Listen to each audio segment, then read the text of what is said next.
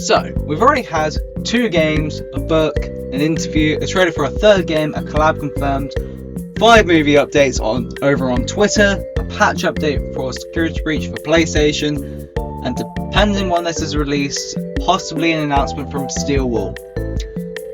A lot in just a few days, right? Sure would be handy if someone was there to give an organised-ish guide on it, right? Well, lucky for you, I'm someone. Here's a pretty complete guide to the anniversary releases and teasers so far. Unless Scott & Co have released more stuff since me making this video, which is absolutely completely possible. Hi.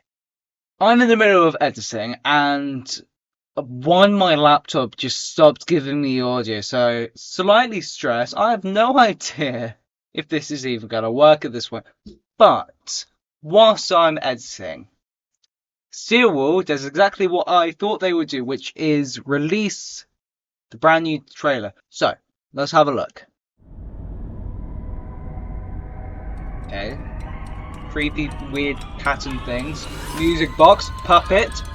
We have got a music box. That sounds like the puppet's music.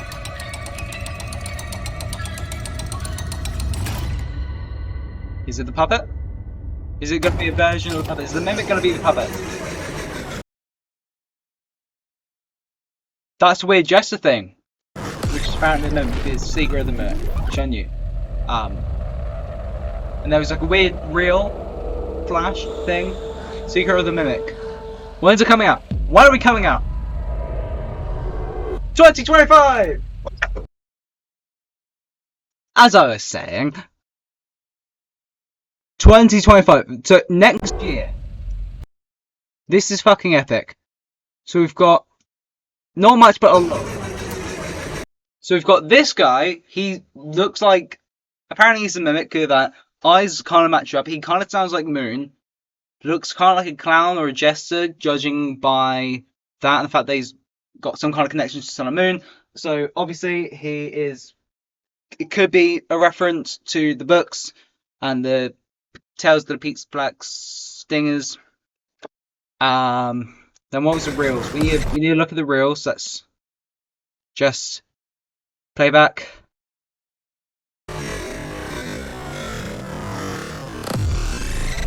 Okay, well, close up, so some kind of warped material. Is this at the time of the game?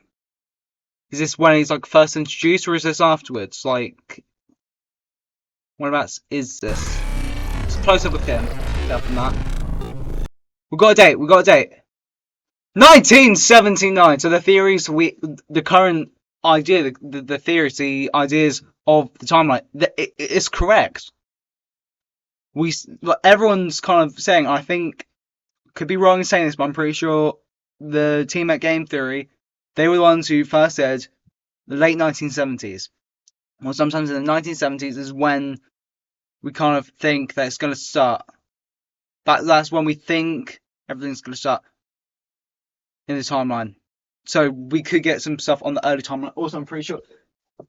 Right, and I quote, this is a date from the books. This is 1979 is a date from the Silver Eyes. And I quote, "You want the local paper, right? What years?" Charlie counted backwards. 1979 to 1982. For context, this is them trying to find information on Fredbear's Family Diner. Does this mean that this game could be about, or maybe not be about, but feature Fredbear's Family Diner? We cannot take everything from this book as canon. It has been said before, these books cannot be used as, they're not part of the game, but they can be used as kind of the information that could be used to solve the books. And it can be used as backing evidence. This date being in the books and being related to Fredbear's Family Diner, and this date being in a game teaser and going to be in an actual game, and this also being from... This is a game where it says in the description, to see the future, sometimes you need to understand the past. We are going to see a Fredbear's game, possibly. We could quite easily be seeing a Fredbear's game. And it looks like the Mimic is going to be in this. And it looks like it could be just a costume. which is another thing we've seen from the books. So I'm going to leave it there because I need to finish editing this video. I need to get it out now. So our first movie teaser for the anniversary is what looks very much like the ribcage of Endo 02 from FNAF 2. This could mean that we're going to see Endo 02 at some point in the movie. We already know that it's going to be partially based on FNAF 2 from previous teasers with the model of Mangle from all the way back in April, and also from Dorko's interview with Scott. I doubt that if we do see Endo 02, it would be outside of it just being in parts and service, like how we saw Endo 01 in the first movie. It could also be an endoskeleton from one of the toy animatronics, but it seems unlikely to me that they would make the Endo that accurate just to be covered up the whole movie. But who knows, there was a lot of attention to detail in the first movie, so I wouldn't put it past them. It could also be the Endo from Mangle, seeing as the toys have the Endo 02 model, and Mangle's is the only one that is just always Endo showing. I really wanted to see Endo 02, but I think Mangle is the most probable option, seeing as we've already got a kind of confirmation back in April again that Mangle is going to be in this. Teaser 2 is a pair of green eyes, which likely belong to Toy Bonnie, seeing as he's the only FNAF 2 animatronic with green eyes. You can also see what looked like his ears in the background unfinished, but they could easily just belong to Withered Bonnie, as they both share a similar shape to what is visible in the photograph. On day 3 we did get our first look at Toy Chica, with a picture of her face mold, reaffirming that we are going to see the toy animatronics. We also may get to see her without her beak, as it's not part of the mold. I really hope that we get like a scene where it's like the night shift and the toy animatronics are after Mike or another night guard, and we get to see Toy Chica lurking in the hallway and she's in our attack mode without a beak and everything. Or maybe an event, since that is really iconic to Toy Chica and Toy Bonnie, and it's also like really creepy, especially when we first saw it. It was super creepy, and I think in the movie that could be completely terrifying. August 4th we got an update of Toy Bonnie with his head being put together. This looks absolutely insane. I can't wait until we see him fully put together and painted, judging by how big the head is and just how much space is inside it. They might be doing the same thing as what they did in the first movie. With some scenes it's actual animatronics and actors inside the suit in other scenes. And then, as of recording, our last movie teaser so far comes in the form of this strange metal frame.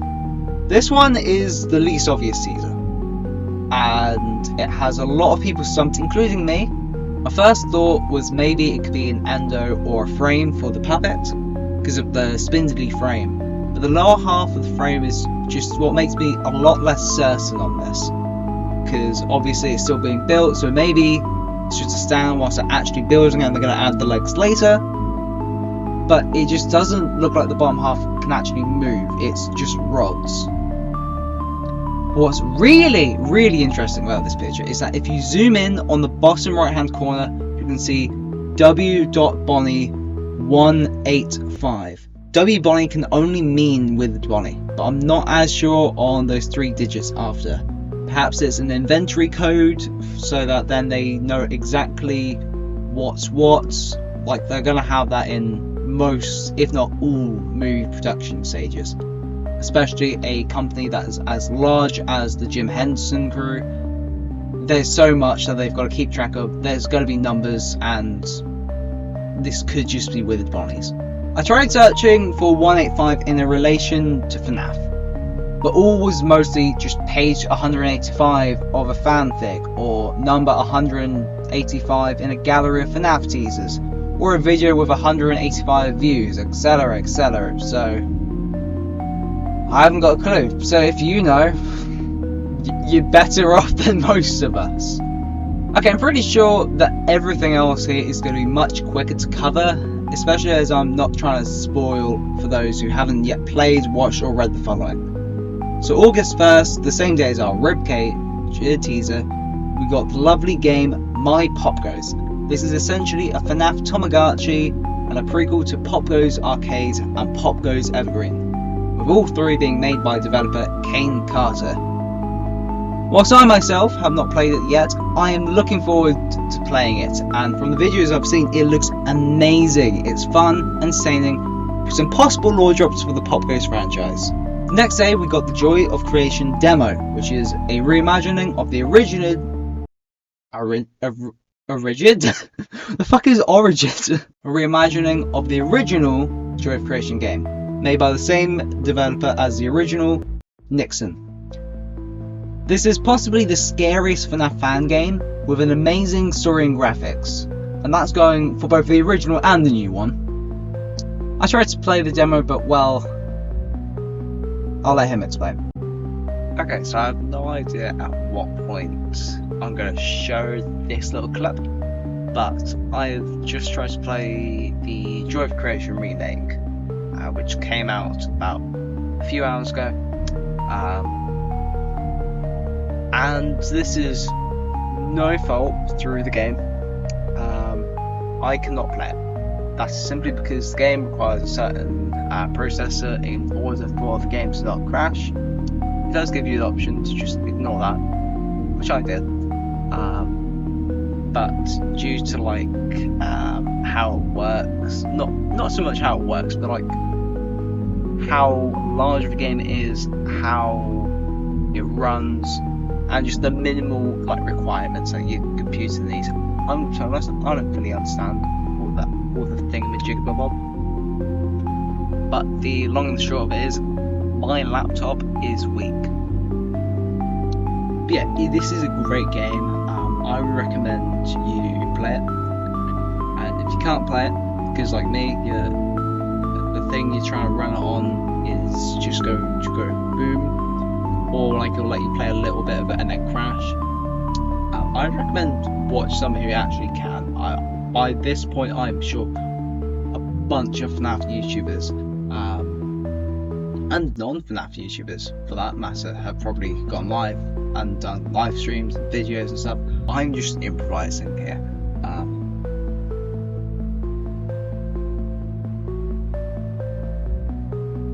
But yeah, you can see. Yeah, I am recording this on the day. I just wanted to head out beforehand. So if any of this doesn't make sense, that's because I'm recording this long before anything else is even thought of. I don't even know what I'm gonna have for this. I'm presuming FNAF news. But I mean, I know as much as everyone else on day 2 of all of this. Which is not much. So anyway, I will take it away. Take it away, me in future who knows what doing. Blah. 3, we got the VIP interactive novel, a choose your own adventure set before security breach, where you play as Devon, who's invited to the pizza place. Also, there's another pig character. That's all I can really say without spoiling the entire book. The next day, we got the long-awaited interview, where one of my favourite creators, Dorko, got to have another interview with the creator of FNAF, Scott Cawthon himself. A lot of it was focused on Scott's experiences and memories about the past 10 years, but we did get some announcements and behind-the-scenes stuff. I won't go into everything, and I recommend you watch the actual interview if you really want to know everything that's happened. But I am going to include a couple of little key points and some highlights. Scott mentioned he wishes that he could go back and redo FNAF World, and that there's a small possibility of a FNAF World 2. I think the best way for you to understand kind of the context of it is for you to see the clip. So, roll the clip. But yeah, if I could go back and change one thing, I wish I could maybe work with a different developer and just really make it a high resolution game, get in some really good graphics, maybe get someone else to help me with those graphics, and it could have been a good game. Who knows? Maybe somewhere down the line, if I get really antsy about it and have a lot of free time on my hands, maybe FNAF 2 or FNAF World 2 might be a thing. Yeah. I personally really love FNAF World, and it's a very fun game, and a sequel maybe with some of the newer animatronics like the Fun Times, the Glam Rocks, Music Man, the Scraps. etc, etc. I could go on for like 5 hours, and we probably wouldn't even cover all that animatronics. But I started playing the fan game FNAF Warped Adventure quite a while back actually, and it was really fun. It lets you play as the Fun Times, and it was really fun. And an official FNAF World 2 with the Fun Times, I personally just think it'd be so fun. It'd be really great, and I know I would definitely play it non-stop, so... Dorko also asked Scott about a TV adaptation of Fazbear Fright, and Scott said that whilst he's not against it, and now that the movie has done well, there is the possibility to do it. He doesn't want to make too much and flood the market with FNAF. So perhaps one day we could get a FNAF show about the Fazbear Frights, but it doesn't sound like there's any current plans for it.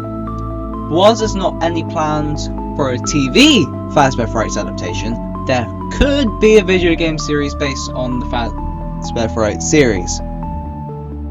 Whilst talking about the upcoming Into the Pit game, Scott did express his interest in making a fetch game, which kind of opens the door for other books to be turned into games. What books would you want to see become games? Let me know in the comments. And whilst you're there, maybe consider pressing the subscribe button. It really helps me out, and it's free, and it lets me know that you enjoy this kind of content. Anyway, back to the video. There's also another Steel game planned, which won't be announced during the anniversary week. That's really exciting to hear, and it's good news for us. I personally have my fingers crossed for a prequel game, perhaps Carnival Fall Fest type game, which people have been talking about for a good while now, probably since Security Breach, maybe even longer than that. Or maybe a Fredbear's game, which we've all been wanting since FNAF 2, and Steel themselves have said that they do have interest in making it. Also, Steel did tweet this morning that there will be a Security Breach patch for PS4 and PS5. Most of this is just fixing bugs with Freddy and some other glitches, so I won't talk about it here. But if you are interested, go check it out on Twitter. It's really worth a read if you play it on PlayStation. Now, last thing before we end the video is the collab with Dead by Daylight, a multiplayer horror game where the survivors must escape before the killer hunts them down and kills them. There's been quite a few horror collabs with the likes of Scream, Saw, Silent Hill, so FNAF fans have been wanting this for a long while. So this is a dream come true for FNAF fans. Unfortunately, we will have to wait till next year, but we've waited this long, I think we can wait another year. And so I'm going to try and edit this before Steel drops out another teaser for me to add to this list. But, I mean, that is it so far. Unless Scott and Steel will drop another thing whilst I'm editing this. In which case, if I see it before this is fully done, I will try and add it in. But, who knows, it could very much go. So that is everything that you need to know so far. Goodbye for now, I will see you in the next video.